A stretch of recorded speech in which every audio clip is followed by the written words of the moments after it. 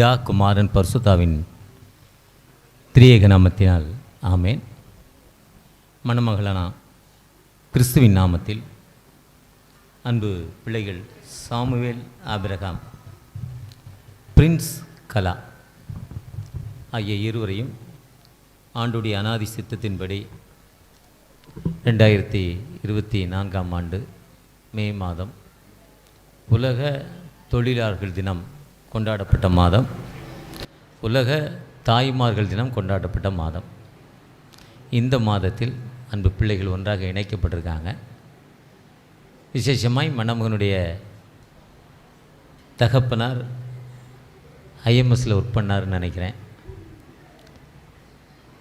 என்னுடைய அன்பு சகோதரர் திருவாளர் டாக்டர் ஜெய்சிங் அவர்கள் வர வேண்டியதற்கு பதிலாக நான் இந்த பிள்ளைகளை வாழ்த்துவதற்கு ஆண்டவர் கிருபை செய்திருக்கிறார். மகளே, மகனே, நீ கோடா கொடியாய் பெருகுவாய் என்று நான் உன்னை வாழ்த்துகிறேன். அந்த வாழ்த்தல் என்பது வந்திருக்கிற ஆயர்கள், திருச்சபையின் மூத்த ஆயர்கள், இளம் ஆயர்கள் மற்றும் இவாஞ்சலிக்கல் சர்ச் ஆஃப் இந்தியாவிலிருந்து வந்திருக்கிற அன்பு ஆயர் மற்றும் திருச்சபையின் போதகர்கள், திருச்சபையின் கேட்டகிஸ்ட் குடும்பங்கள், திருச்சபையுடைய ஆட்சி மன்ற குழு, இப்படி அநேகர் உறவின் மக்கள் இந்த பிள்ளைகளை வாழ்த்துகிறோம். உண்மையாகவே நான் உள்ளத்தில் வாழத்திலிருந்து வாழ்த்துறப்போ அந்த வாழ்த்தில் அந்த பிள்ளைகளோடு இருக்கோம். உபாகம் 6:7 இவ்வாறு சொல்லுது: நீ உட்கார்ந்துருக்கிறப்போ, நீ நடக்கிறப்போ, நீ படுத்திருக்கிறப்போ இந்த பிள்ளைகளுக்கு கருத்தாய் வசனத்தை போதி. அந்த வசனத்தை நம்ம கருத்தாக அந்த பிள்ளைகளுக்கு போதிக்கிறப்போ அந்த வசனம் அந்த பிள்ளைகள் மேலேயே படுமா. அதே மாதிரி நீ வந்திருக்க உறவின் மக்கள், சென்னையிலேருந்து எங்களுடைய திருச்சபையிலேருந்து அநேக மக்கள், எங்களுடைய உறவின் மக்கள் வந்திருக்காங்க. 50-60 ஆண்டுகளாக நாங்கள் ஒரே குடும்பமாக இருக்கோம். இன்றைக்கி அங்கே ஒரு முக்கியமான மேரேஜ், அதை விட்டுட்டு ஏதோ ஒரு வேலையை நாங்கள் அந்த மேரேஜுக்கு டக்குன்னு வந்துட்டேன். எங்கள் குடும்பத்தின் மக்கள், அருமையான சகோதரர் கனிமுத்தையா, அலெக்சாண்டர், ஒரு தாய் பிள்ளைகளாக நாங்கள் சென்னையில் இருக்கிறோம். கனிமுத்தையாவுடைய ஒய்ஃப் அக்கா கேட்பாங்க, என் மகன் திருமணத்துக்கு இங்கே வரல, இதுக்கு வந்துட்டீங்களா? அந்த அம்மா சென்னையில் பார்க்குறப்ப நீ கேட்பாங்க. அந்தளவுக்கு உறவு, அந்த உறவின் தன்மை. அன்போடு அவர்களை வாழ்த்துகிறேன். இந்த நாளில் கூட திருமணம் என்பது சொர்க்கத்தில் நிச்சயிக்கப்படுகிறது. வேதத்தின் அடிப்படையில் வானத்தையும் பூமி படைத்த ஆண்டவர் முதல் பண்டிகை திருமண பண்டிகை ஆணும் பெண்ணுமாய் உருவாக்கினார். அது ஏன் 1:27. இந்த உலகத்தில் உள்ள மனிதனுக்கு வாழ்வை கொடுக்க வந்த இயேசு கிறிஸ்து ஃபஸ்ட்டு மிரக்கல், முதலாவது அற்புதம் கானா ஒரு கல்யாணம். திருமணம் என்பது வாழ்க்கையின் ஓட்டம். இதுவரை இந்த தம்பி அம்மா அப்பா கீழே, இல்லை அண்ணன் தம்பிக்கு கீழே கண்ட்ரோலில் இருந்திருப்பார். இப்போ இவர் இந்த வீட்டின் தலைவர், இல்லை ஒரு சகோதரர் நண்பர் கண்ட்ரோலில் இருந்திருப்பார். அன்பு மகள் இதுவரை அம்மா அப்பாட்ட கேட்டு தான் இதனையும் செஞ்சுருக்கணும். ஒரு வளையல் வாங்கினாலும் அம்மாட்ட கேட்டு தான் வாங்கியிருக்கணும். அம்மாவுடைய என்ன தான் சம்பாதிச்சாலும் உலக பிரகாரம்னு அதுதான், அந்த பிள்ளை தான் நல்லாயிருக்கும். ஆனால் இன்றைக்கி அன்பு தம்பிக்கு ஆர்டர் கொடுக்குறது அவர் தான். ஒருவேளை அவர் கயத்தை பிடிச்சி இந்த கழுத்தை கட்டினாலும் இந்த அம்மாவுக்கு ஆர்டர் இந்த ஐயாவுக்கு ஆர்டர் கொடுக்குறது அவர் தான். அந்த ஆர்டர் அங்கேருந்து வந்தால் தான் இந்த குடும்பம் நல்லாயிருக்கும், இல்லைன்னா நல்லா இருக்காது. அதுக்காக ஒய்ஃப் பேச்சு கேட்காங்கிறது இல்லை, கேட்குறதுக்கு தான் சூட்டபிள் பெர்சன், ஏற்ற துணைன்னு வேதம் சொல்லுது. அழகாக சொல்கிறாங்க, சூட்டபிள் பெர்சன். சூட்டு எப்படி சட்டை லூஸாக போடலாம், ஜிப்பாய் லூஸாக போடலாம், அங்கி லூஸாக போடலாம். சூட்டு லூஸாக போட்டால் கிறுக்கேன்னுவான். அதுக்கு தான் அவன் சூட்டுங்கிறான், கரெக்டாக இருக்கணும். இப்போ நம்ம தம்பிக்கு ஏற்ற மாதிரி ஒரு சூட்டபிள் பெர்சன் அன்பு மகள்.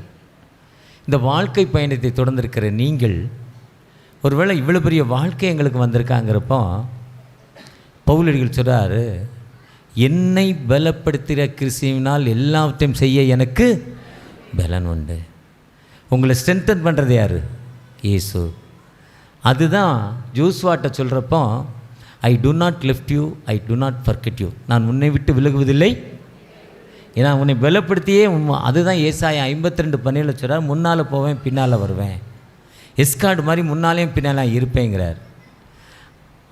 அந்த மோசே ஐயா மலையில் போய் ஜெபம் பண்ணுவாங்க 2வது கற்பலை வாங்குவதற்கு. யாத்ராங்க 34ஆம் அதிகாரத்தில் அவர் தரை மட்டும் குனிந்து ஆண்டவரை வணங்குறாரு. இப்போ ஆண்டவர் சொல்கிறாரு, நான் இரக்கமும் மன உருக்கமும் நீடிய சாந்தமும் மிகுந்த இது 145:8 தாவீது சொல்வார். ஆனால் இங்கே ஆண்டவரே இறங்கி சொல்லான், மன உருக்கம், கிரேஸ். நான் மன உருக்கம் உள்ள ஆண்டவர், 1000 தலைமுறைக்கு இறங்கும் ஆண்டவருங்கிறார். அவற்றை ஒரு வாக்கு தத்துவத்தை கொடுக்கிறார். இன்றைக்கி வாழ்க்கையின் பயணத்தை ஆரம்பித்திருக்கிற நீங்கள் ஆண்டோடைய சன்னிதானத்தில் ஆண்டோருக்கு ஏற்ற பிள்ளைகளாய் வாழ வேண்டும். என்ன செய்யலாம்? அன்பு ஆயர் சவுந்தரபாண்டியன் எங்களுடைய நான் பொண்ணு எடுத்த ஊரில், என்னை கட்டி கொடுத்த ஊரில் ஐயராக இருந்தார். 5 வருஷம் 6 கோயில் கட்டினார். ரொம்ப நெருங்கிய நண்பர் ஆகிட்டார். அவர் சவுந்தரபாண்டியன் குருவானவர் எனக்கு நெருங்கிய நண்பர். ஒருவேளை போனால் கண்டிப்பாக மெசேஜ் தருவாங்கிற ஒரு நம்பிக்கை இருந்தாலும் உள்ளே வந்தோன்னா மூத்த ஐயர் முல்லர் ஐயா இருந்தாங்க. மூத்த ஐயர் இருக்காங்களப்பா, நம்முடைய டைசிஸில் அக்கௌண்ட் உண்டு, அவர் தான் என் கணக்கு வழக்க ஃபிங்கர் டச்சில் வச்சுருக்கிறாரு. என்ன இவர் இருக்கார், எனக்கு மெசேஜ் இல்லை, நீங்கள் பேசுங்கன்னுட்டார்.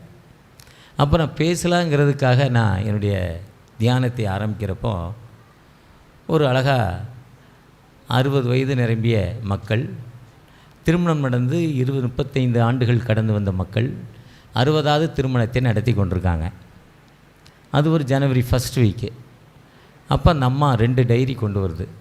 இந்த 2 டைரி, நீ ரொம்ப ஸ்பீடாகிட்ட, நிறையா உனக்கு வேலையாகிட்டு பாவனை பார்க்க பேச முடியலை. இப்போ ஞாயிற்றுக்கிழமைனா நான் சண்டே வீட்டில் இருக்கிறதே இல்லை. ஏதாவது பிள்ளைகளே கேட்குறேன், பேத்தி கேட்குறா, அவளுடைய பிறந்த நாள் எனக்கு அப்பாயின்மெண்ட் கொடுத்து வாங்கியிருக்கா, நீ இருக்கலன்னு உன்னை பேச மாட்டேன்னு என்னுடைய பேத்தி. அந்தளவுக்கு ஏதாவது வேலை. அதே மாதிரி ரொம்ப வேகமான ஒரு மனிதர்கிட்ட மனைவி டைரியை கொடுத்து, இந்த டைரியை நீ வச்சுக்கோ, இந்த டைரியை நான் வச்சுருக்கிறேன். இந்த பைபிளை என்கேஜ்மெண்ட்டில் கொடுத்துருப்பாங்கன்னு நினைக்கேன். இன்னும் திருச்சபையில் மேரேஜ் பண்ணி ஒரு பைபிள் தருவாங்க, ஒரு பைபிள் தான் தருவாங்க, 2 பேரும் பாதி பாதி வாசிக்கணும்னு. திருமணத்தில் மாற்றி மாற்றி கொடுத்துருப்பாங்க அந்த பைபிளை. அதே மாதிரி 2 பேரும் டைரியை மாற்றிக்கிட்டு, உனக்கு என்னவோ இன்னைக்கு நிகழ்வு என்னென்ன தேவையோ, இன்றைக்கி தேதி 2024ஆம் ஆண்டு மே 15ஆம் தேதி, உனக்கு என்னையும் அதில் எழுது, நான் எனக்கு என்ன உண்மை எழுதுகிறேன். அடுத்த வருஷம் திருமணம் நடக்கிறப்போ திருமணம் அதே நாளில் நம்ம அதை வாசிக்கணும். ஒருத்தர் குறையத்தை ஒருத்தர் என்ன பண்ணணும், சரி பண்ணிக்கணும். 35 ஆண்டுகள் கடந்து வந்த ஆண்டவர் மீதியான நாட்கள் நம்மோடு கடந்து வரணும். அப்போது ஏன்னா ஒரு சிலர் லவ் பண்ணுறான், 3 மாதத்தில் டைவர்ஸ் பண்ணிடுறான். போன வாரம் ஒரு சர்ச்சுக்கு போயிருந்தேன். 2 கிலோ கோல்டு கொடுத்தாங்களாம், 50 லட்ச ரூபா கேஷ் கொடுத்தாங்களாம், ஒரு ஃப்ளாட்ஸ் வீடு கொடுத்தாங்களாம், ஒரு 40 லட்ச ரூபா கார் ஒன்று கொடுத்தாங்களாம். திருமணம் நடந்து 3ஆவது மாதத்தில் டைவர்ஸில் இருக்குது. நீங்கள் பஞ்சாயத்துக்கு வாங்கினாங்க. உடனே அதுக்குரிய ஆயத்தெல்லாம் பேசி பஞ்சாயத்துக்கு போனேன். பொதுவாக இப்படிலாம் இருக்கிறப்போ இவங்க 35 ஆண்டுகள் இப்படிப்பட்ட ஒரு நல் உறவோடு போயிருக்காங்கன்னா எந்த அளவுக்கு அவங்களுக்கு கூட ஒரு அண்டர்ஸ்டாண்டிங் இருக்குது, விட்டு கொடுக்குற தன்மை. நில கட்டையாக தான் இருக்குது. நான் குனியமான்னு நேராக போனால் மண்டை பேத்துறோம், குனிஞ்சு போனால் மண்டை ஒன்றும் ஆகாது. குனிய மட்டும்தான் செய்யணும். அதுதான் மோசே குனிந்து ஆண்டவரை பணிந்து கொள்கிறார். தரை மட்டும் குனிந்து, வவுட் தான் எர்த்துங்கிறார், தரை மட்டும் குனிந்து. அதுதான் தானியேல் 5ஆம் அதிகாரத்தில் பில்ஷாத்திட்ட அந்த தானியேல் பேசுகிற, மடையனே முட்டாளே, உங்கள் அப்பன் ஒரு நல்ல மனுஷன், பெருமை வந்த பிறகு மாடு மாதிரி ஆகிட்டான், திரும்ப தாழ்த்தி ஜெபித்த போது விட்டு போன மகிமை அவனுக்கு கிடச்சது. அந்த அறிவு உனக்கு இல்லையா, இன்றைக்கி என்ன ராத்திரி செத்து போடான்ட்டான். தீவிரமாக தானியேல் 5ஆம் அதிகாரத்தில் பேசுவார். ஒரு சாதாரண மனிதன் ராஜாவை பார்த்து, அந்த தாழ்மை இல்லாமல் அந்த குடும்பம் ஒன்றாக போகாது. அந்த தாழ்மை இருக்க தான் 35 வருஷம் ஒன்றா போயிருக்கு. அந்த 35 வருஷம் கடந்த அந்த அடுத்த ஆண்டு அந்த டைரியை திருப்பினாங்க. அந்த அம்மா எழுதியிருந்தாங்க, திருமணம் நம்ம முடிந்து அந்த விழா கொண்டாடி 3 மாதங்கள் ஆகிட்டு, நீ ஒரு நாளும் பீச்சுக்கு கூட்டிகிட்டு போகல, ஒரு நாளும் ஃபுட்கோர்ட்டுக்கு கூப்பிட்டு போகல, பட்டுச்சேலை தாமரிக்காப்பட்டு எனக்கு எடுத்து தரல, இப்படிலாம் நம்ம எழுதிக்கிட்டே இருக்குது. அது ஒவ்வொரு நாளும் ஒரு குறை, ஒவ்வொரு நாளும் ஒன்று ஒன்று எழுதி வைக்கிது. நீ வெளியே போயிட்டு வந்தால் எனக்கு பூ வாங்கிட்டு வரல, வாசனை வீசும் பூ வாங்கிட்டு வரல, விலை கம்மியாக பூத்து போன பூ வாங்கிட்டு வந்துட்ட, இதெல்லாம் நம்ம எழுதி வச்சுருக்கு. அவர் பார்த்துட்டு சரி சாரி சாரி சாரி நான் சரி பண்ணிடுறேன்னு சொன்னார். இப்போ அவர் எழுதுனதை அந்த அம்மா வாசித்தாங்க. நீ எனக்கு கிடைத்தது ஒரு பாக்கியம், நீ என் வாழ்வில் இல்லைனால் நான் ஒளி வீசியிருக்க முடியாது. இந்த நாளில் நான் இப்படிப்பட்ட காரியங்களை அதற்கு உன்னுடைய ஜெபம், உன்னுடைய வழிநடத்தல். நீ இல்லாமல் என்னை பாதுகாத்திருக்க முடியாது என்ன அவர் எழுதியிருந்தாராம். அந்த அம்மா எழுதினக்கு டைரியை கிழிச்சிட்டு சாரிங்க தப்புங்க நாங்களாம். இதுதான் லவ். அதுதான் குலோசியர் 3ஆம் அதிகாரத்தில் சொல்ல, மனைவிகளே புருஷரிடத்தில் அன்பு கூறுங்கள். புருஷர்களே நான் ஸ்டாப் அவர் சொல்கிறது. நீ உன் மனைவியிடத்தில் மேன்மை பாராட்ட அன்பு கூறு. இந்த லவ் வந்துட்டாலே என்னை பலப்படுத்துகிற கிறிஸ்துவினால் எல்லாவற்றையும் செய்ய எனக்கு பலன் உண்டு. அழகாக பாரம்பரியமாக சர்வீஸ் ரொம்ப கொண்டாடுறது தென்னிந்திய திருச்சபை திருநெல்வேலி திருமண்டலமும் தூத்துக்குடிக்கு. சண்டை போடுறதும் அதிகம் 2 திருமணம் தான், தூத்துக்குடியும் திருநெல்வேலியும் தான். இந்த ஊருக்காரன் எங்கெல்லாம் இருக்கானோ அங்கெல்லாம் சண்டை நடக்கும். ஐயமார் சொல்லுவாங்க, இந்த ஊருக்காரங்க எங்கெல்லாம் இருக்காங்களோ அங்கெல்லாம் காணிக்க போய் நிரம்பும். கல்யாண வீட்டில் நம்ம சென்னையில் காணிக்க எடுக்க மாட்டாங்க. அதனால தான் நான் இருக்கேன்னு சொல்ல விருப்பப்படம் காணிக்க போடியான்ட்டார்.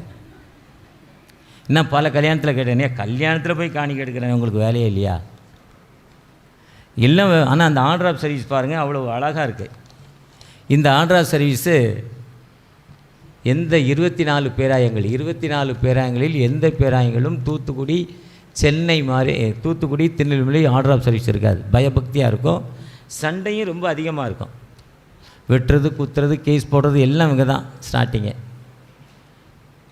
அப்படிப்பட்ட பேராயத்தில் ரொம்ப அருமையான இது புத்தகம். இந்த புத்தகத்தில் அந்த பாட்டு, அயந்து கர்த்தரின் பக்தி வழியை பணிந்து நடப்போன் பாக்கியவா, முயன்று உழைத்தே பலனை உண்பான்.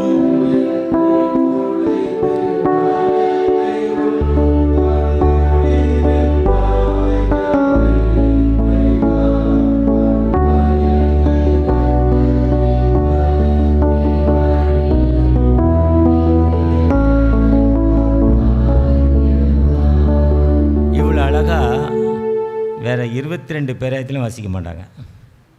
சீனையில் ஒரு கல்யாணம் உத்தரப்பிரதேசில், அந்த தலைநகர் பேரம்பரன்ட்டு அங்கே போயிருந்தேன். கரெக்டாக 12 நிமிஷத்தில் கல்யாணம் முடிச்சு போங்கடான்னு வெட்டி விட்டார் அந்த ஐயர். 12 நிமிஷத்தில் கல்யாணம் பிரசங்கம் எல்லாம் முடிச்சிட்டார். இந்த ஆர்டர் ஆஃப் சர்வீஸ் வாசிக்கிறது நம்முடைய பேராயங்களுக்கு ஈக்குவலாக. இந்த பயம், மக்கள் மத்தியில் பயம். நேற்று ஒரு பெரிய தலைவர் என்னை பார்த்து, ஒரு திருச்சபையில் உள்ள பெரிய தலைவர் பேசினார். சென்னையில் எப்படியாவது ஒரு திருநெல்வேலிக்காரங்க பிஷப் ஆகணுன்னாரு. எதுக்குன்னு கேட்டேன். பக்தியிலையாவது கொண்டு வரவங்க, ஒரு கோயிலுக்கும் இங்கே பக்தி இல்லைங்கிறார் அவர். நான் என்னுடைய மெசேஜ் ரெக்கார்ட் ஆகிக்கிட்டு உலகம் முழுவதும் போகிற செய்தி தான். அந்தளவுக்கு நம்ம மக்கள் பயந்து கர்த்தருக்கு பயப்படுகிற மக்கள். ஆனால் அடுத்து சொல்கிறாரு, அந்த வார்த்தை கர்த்தருக்கு பயந்து ஒரு வழியில் நடக்கிறவனோ நீ கைகளின் பிரயாசத்தை, கர்த்தருக்கு பயந்து வீட்டுக்குள்ளே இருந்தால் சோறு போட மாட்டேங்கிறார். கடவுளுக்கு பயப்படுறாங்க, ஜோம் பண்ணிட்டாங்க, வேலைக்கு போக மாட்டேன், நான் பயந்ததில் அழகான ஒரு கலராக ஒரு பொண்ணு கிடச்சிருச்சு, பார்க்க லுக்கோ லட்சணம் ஒரு பணக்கார பொண்ணு கிடச்சிருச்சு, நான் வீட்டுக்குள்ளே இருந்தால் நான் சோறு போட மாட்டேன், போடா பைத்தியக்காரனேங்கிறார். அவர்கிட்ட போய் 5 தாலந்து 2 தாலந்து 1 தாலந்து 5 தாலந்தை நல்லதும் உத்தமும் ஃபெய்த்ஃபுல் சின்சியாரிட்டிங்கிறார். 1 தாலந்து எரிகிற அக்னியில் போடுறாங்கிறார். அங்கே ஆண்டவர்கிட்ட அன்பு இல்லை. அந்த இடத்துல அவருடைய சட்டம், கொடுத்த வேலையும் சரியாக செய்ய வேண்டும். ஒரு மனிதர் காய்கறி தள்ளுவண்டியில் விற்கிறவர், தெருவாக விற்கிறவர் சின்ன சந்தில் போயிட்டார். போயிட்டு அங்கே ஒரு மனிதர் இருந்தார். பசி பட்னி, பெரிய வீடு, கிழிஞ்ச செருப்பு, கிழிஞ்ச துண்டு துவச்சி அட்டை மாதிரி ஆகிட்டு, ஒரு 22 வருஷத்துக்கு மேலே எடுத்த துண்டு அதுதான் அட்டை மாதிரி ஆயிரும், அழுகுப்பட்டு அப்படி துண்டு. அவரை பார்த்து, ஐயா ஏன் இவ்வளோ வறட்சியாக இருக்கீங்க, நீங்கள் விவசாயம் பண்ணுறது இல்லையானாராம். அது ஒன்றும் இல்லை தம்பி, விவசாயம் பண்ண போனால் பூச்சி வந்துடுதுன்னாராம். நெல் போடுறது இல்லையாண்ணா, நெல் போட்டால் மழை பெய்யாது, அதனால் நெல் போடுறது இல்லைன்னாராம். காய்கறி போடுறதுனால நோய் வந்துடுறதுனால போடுறது இல்லைன்னாராம். அதனால் வீட்டிலே பத்திரமா இருக்கேன்னாராம். ஆனால் உமி விற்க போனேன், காற்றடிச்சது, உப்பு விற்க போனேன், மழை பெஞ்சுது, உங்களுக்கு தெரியுதான்னு தெரியல, யாருமே சிரிக்கலை, அதனால் உங்களுக்கு தெரியல போலுக்குன்னு நினைக்கிறேன். இது சொல்கிறது இல்லை, அதுதான் சொல்கிறார். செகண்ட் வேர்டு, கடவுளுக்கு பயப்படுறது மட்டும் இல்லை, நீ கொடுத்த வேலையில் சரியாக செய். திருமணத்துக்கு ஒரு வாரம் தான் லீவு, ஒரு வாரம் அனிமன் போ, அடுத்த வாரம் எங்கே போயிடணும்? வேலைக்கு போயிடணும். எனக்கு தெரிஞ்சு சென்னையில் கடை வச்சுருப்பான், கடையை பார்த்து திருநெல்வேலியிலேருந்து நல்ல பொண்ணை கொடுத்துருவான், துட்டு கொடுத்துருவான். கல்யாணம் பண்ண பிறகு முதலாளி ஆகின்னு வீட்டுக்குள்ளே இருப்பாங்க, வேலைக்காரனை விட்டுப்போம், 6 மாதத்தில் ஊற்றி முடிக்கும் கடை. அதுக்கப்புறம் சைக்கிளில் அரிசி லோடு அடிப்பான். இப்படி பார்ட்டி நிறையா இருக்கான் என் கூட. நான் யாரை சொல்கிறேன்னு என் கூட சென்னையிலேருந்து வந்தவங்களுக்கெல்லாம் தெரியும். கொடுத்த வேலையில் நீ சரியாக இருந்தன்னா ஆண்டவர் என்ன பண்ணுவார்? உன்னை உயர்த்துவார். அதுக்கு தான் சூட்டபிள் பெர்சன். சூட்டபிள் பெர்சன் என்பதும் வாழ்க்கையில் முன்னேற வேண்டும். எப்போ உன்னை ஸ்ட்ரென்தன் பண்ணுறார் ஆண்டவர்னா, பில்டிங் கட்டு முன்னே 100 அடி தோண்டி ஃபைல் பண்ணி கீழேருந்து பில்டிங்கை போட்டால் 20 அடி நிற்கிதோ, அதுதான் பலம். அதேமாதிரி வாழ்க்கையில் உனக்கு அன்புங்கிற ஒரு பலத்தோடு ஏற்ற சூட்டபிள் ஒருவரில் ஒரு அன்பு கூர்ந்து, அன்பு கூறுறது மட்டும் இல்லை, உங்களுடைய வேலைகள் நீங்கள் சரியாக இருக்கிறப்போ ஆண்டவர் உங்களை உயர்த்துவார். அந்த உயர்வை ஆண்டவர் தரும் ஆண்டவர், உயர்வை தரும் ஆண்டவர். வேலை செய்யலைன்னா சோம்பறியை நெருப்பில் போடுங்கிறாரு. அன்பு இல்லை அங்கே. பவர், அதிகார தோரணை, அதுதான் ரூலிங் பவர், ஆட்சியாளரின் பவர்ங்கிறார். ஒருவேளை அன்பு பிள்ளைகளாகிய உங்களை மீண்டுமாய் வாழ்த்துகிறேன். உங்களுடைய வாழ்வு சிறக்க வேண்டுமென்றால் நீங்கள் ஒருவரை புரிந்து ஒருவருக்கு ஒரு கீழ்ப்படிந்து, விரலுக்கு தகுந்ததான் வீக்கங்கிற மாதிரி உங்கள் வசதிக்கேற்ப உங்கள் வாழ்க்கையை அமைத்து 2200 சம்பளம் வாங்கின எங்கள் மாமா 5 பொம்பளை பிள்ளைகளை சிறப்பாக கல்யாணம் பண்ணார். 12 லட்ச ரூபா சம்பளம் வாங்குகிற இன்னைய வாலிபர்கள் இஎம்ஐ ஒரு மாதத்துக்கு வருஷத்துக்கு 12 லட்ச ரூபா, ஆனால் இஎம்ஐ 13 லட்ச ரூபா கட்டுறாங்க. வரவு எட்டனா கடைசியில் துண்டனா, கணக்கில்லாத செலவு. நம்மளை கடங்கானாக்குது government. ATM, debit card, credit card, இதெல்லாம் தூக்கி ஓரமாக வச்சுருங்க. வாழ்க்கையில் நீங்கள் முன்னேறிவங்க. கர்த்தர் உங்களை ஆசீர்வதிப்பார். மீண்டுமாய் உங்களை யாவரையும் இந்திய சுதேசர மிஷனரி சங்கத்தின் சார்பாகவும், சாரா டக்கர் கல்லூரியின் சார்பாகவும், தென்னிந்திய திருச்சபை திருநெல்வேலி திருமண்டலம் பேராயர் ஆயர் குடும்பங்கள் சார்பாகவும், எங்களுடைய குடும்பத்தின் சார்பாக உங்களை வாழ்த்துகிறேன். கர்த்தர் உங்களை ஆசீர்வதிப்பாராக. God bless you. ஆமென்.